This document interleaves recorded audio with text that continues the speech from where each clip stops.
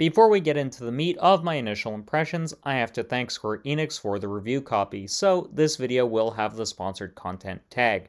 For those who haven't heard or have been living under a rock for the past few years, the first Octopath Traveler set off the recent trend of HD 2D sprite-based games that have been incredibly popular in the indie gaming space of late.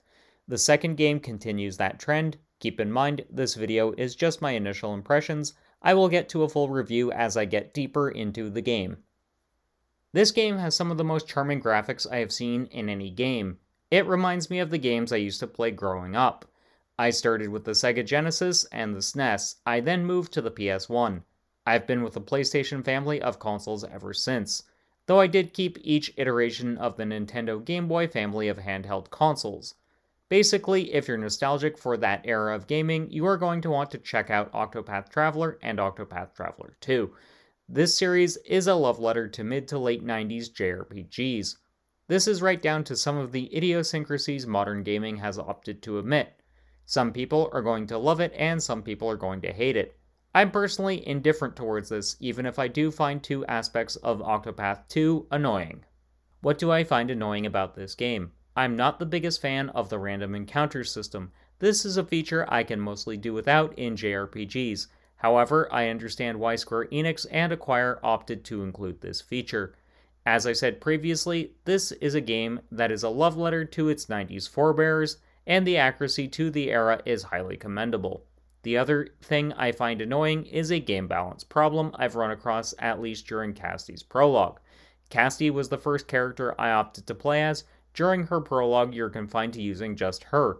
The game was clearly balanced with having larger parties in play. During Cassie's prologue, I found enemies to be incredibly spongy, which is one of my biggest pet peeves in RPGs. With my complaints about the game out of the way, I do have to talk about the things I do like on first blush. These include the sprite work, which is lovingly done and highly polished. The music, which is inoffensive. I get the feeling the music is going to be one of the strong points going forward.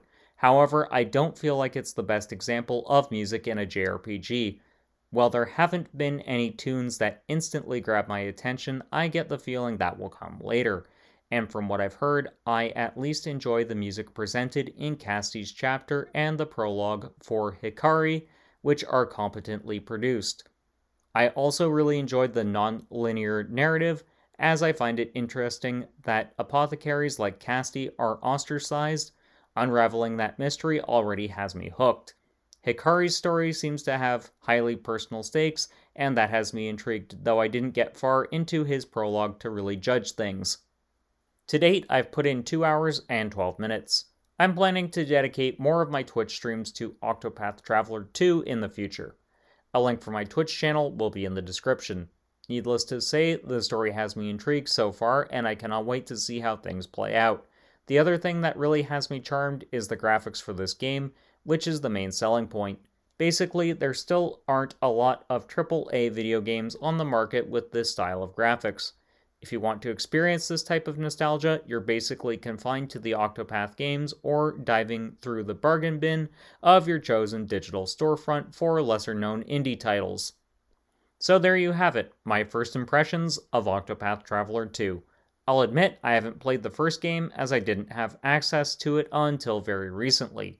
I definitely like what I've experienced with Octopath 2 so far, and I definitely want to check out the first game.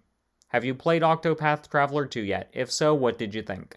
Let me know in the comments, and don't forget to like and subscribe. 2 of my previous videos will be popping up on screen now. One of them is my top 10 studios Sony should acquire. The second is my top 10 gaming waifu list. Give them a look. Until next time, keep blazing that trail.